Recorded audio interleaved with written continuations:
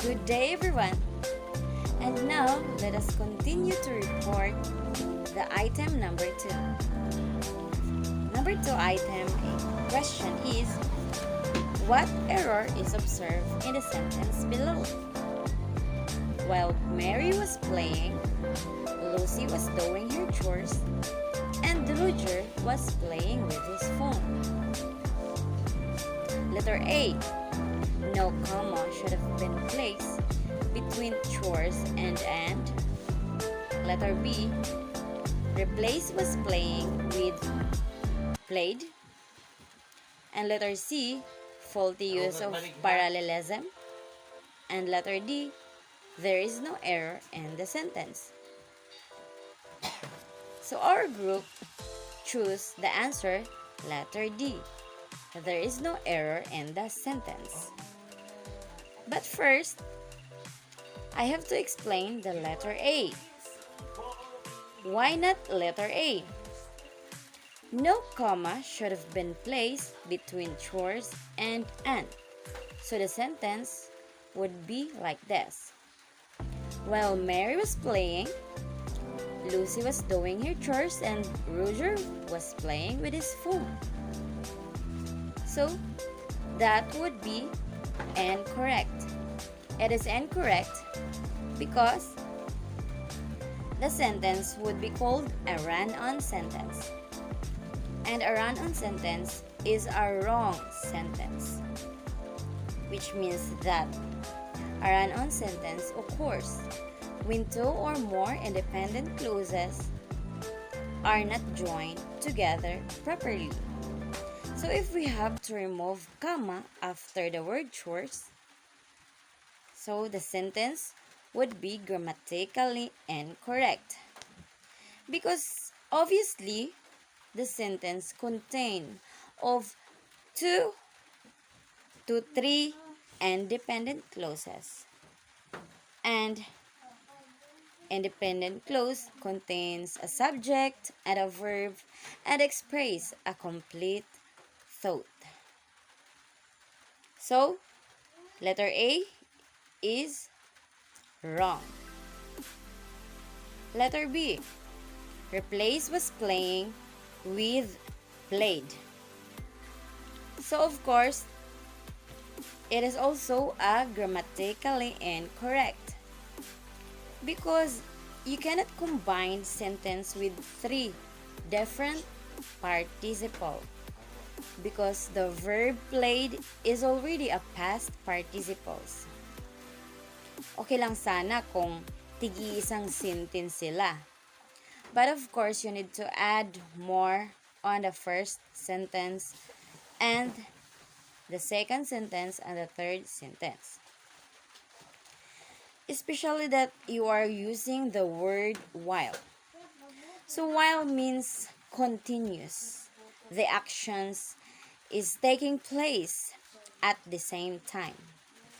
So one example is taking place now, and the other example took place in the past, but both are continuous and simultaneous actions, in which the word played is already a past participle of the word play. So we cannot use the word played in a sentence because there is a mixed combination of the sentence that would lead the sentence to be incorrect. Because as you observe in the sentence, the actions was already taking place, but it isn't done yet. So, the letter B is not the correct answer.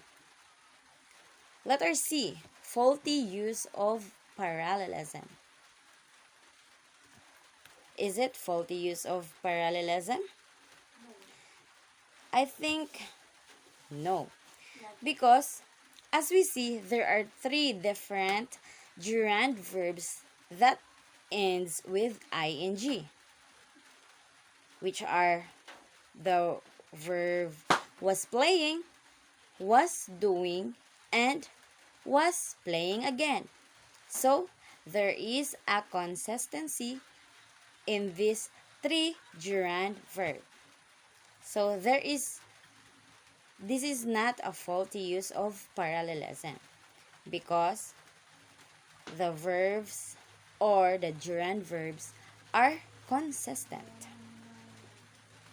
The last letter is letter D. There is no error in the sentence. Yes, for us, there is no error in the sentence because the sentence has three different subjects and there are also three different verbs. And this sentence have 2 and 3 independent clause in which it contains a subject and a verb that express a complete truth. That's all. Thank you so much for listening.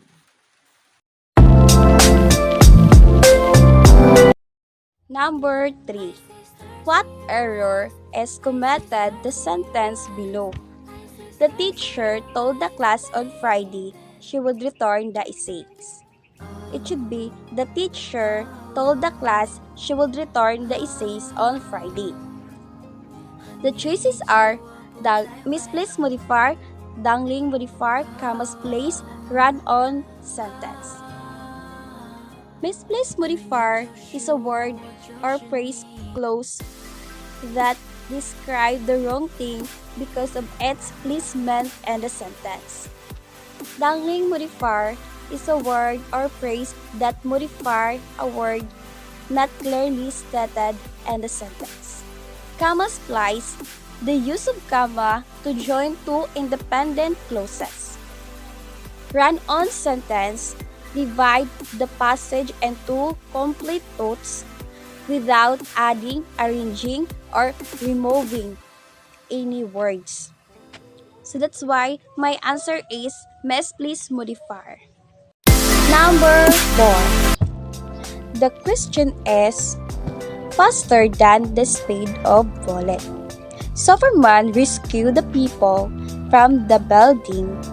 What error is committed? The sentence above. The choices are misplaced modifier, dangling modifier, squinting modifier, no errors. Misplaced modifier, we all know it describes the wrong things because of its placement in the sentence. Dangling modifier, it is modifier a word not clearly stated in the sentence. Squinting modifier is one that could modify one of two words. So that's why my answer is no error. Now let's proceed to the number 5 questions. What error is present in the sentence? So, a gold man's watch. So, my answer is a misplaced modifier. Because it seems that the man has been described in the sentence and not the watch also. It is a gold man who watched and not the watch that you saw. For an example, I found gold man's watch. Instead of using so as a verb, it is better to use found verb so that the sentence will be more than clearly. Letter B. Dangling modifier. If the modifier is a sentence doesn't modify the correct noun or a pronoun, then the meaning of the sentence can be changed. For example, hearing the good news happens was mine, or hearing the good hears happy I was. So, kung siyang answer is incorrectly, then the modifier of his sentence shall be modify the word one rather than happy or happiness, or as hearing is done by the person, Then, iyahang answer na correct is, hearing the good news was happy. So, letter C.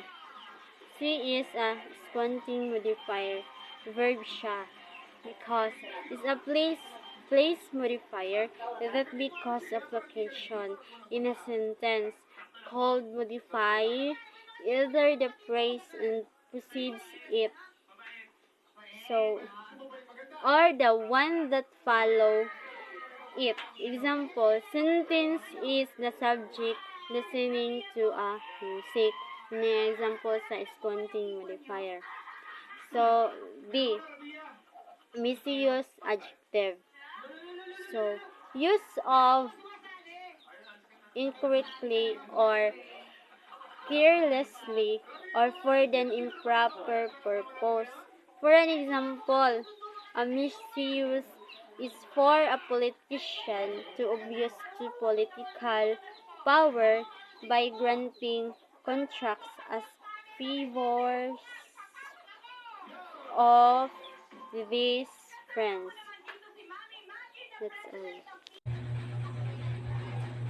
The question number 6 is the following sentences are correct except.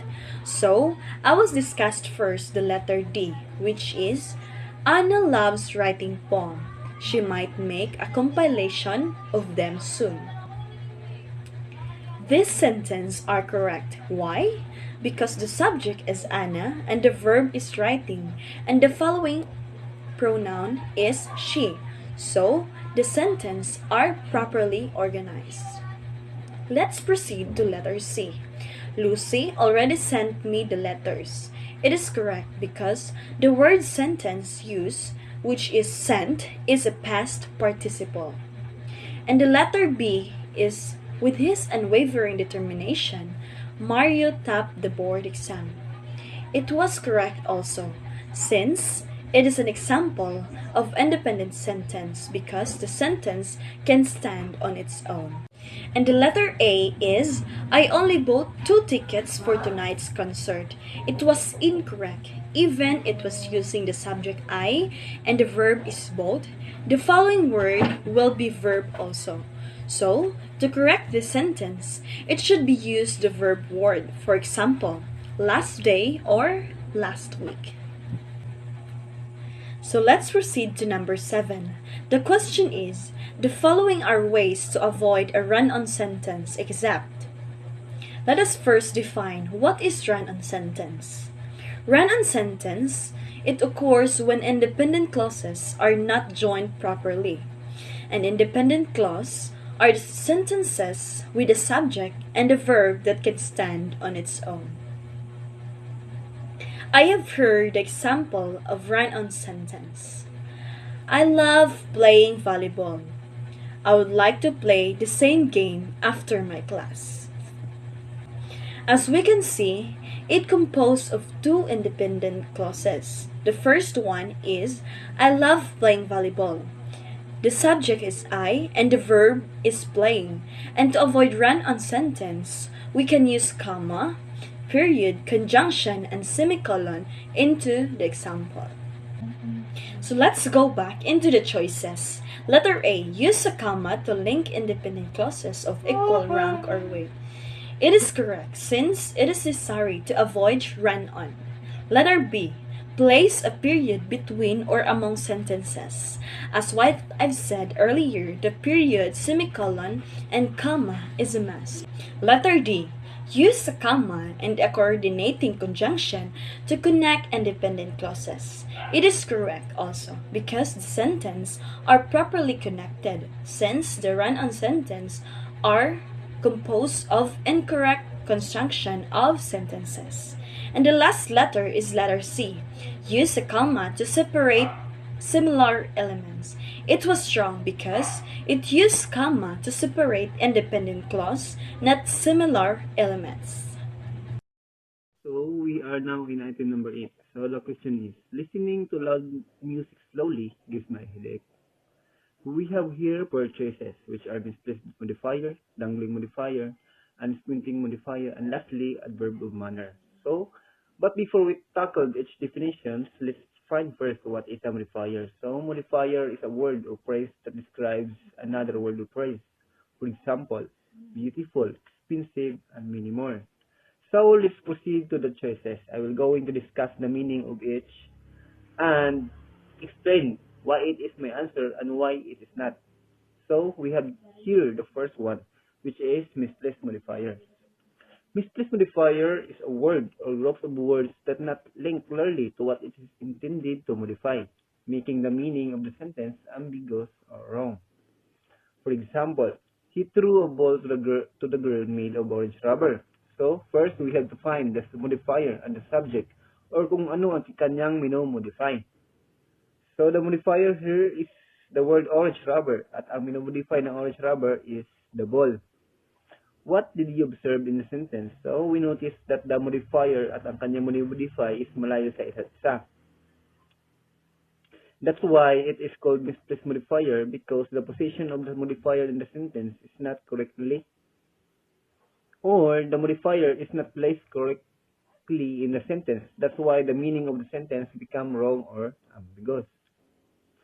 How to fix a misplaced modifier? So, you have to move the modifier next to whatever it's modifying. So, let's move the modifier, which is the orange rubber, next to its modifying, which is the ball.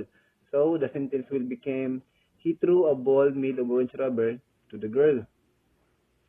So, let's back to the question. Is the misplaced modifier is the answer in item number 8?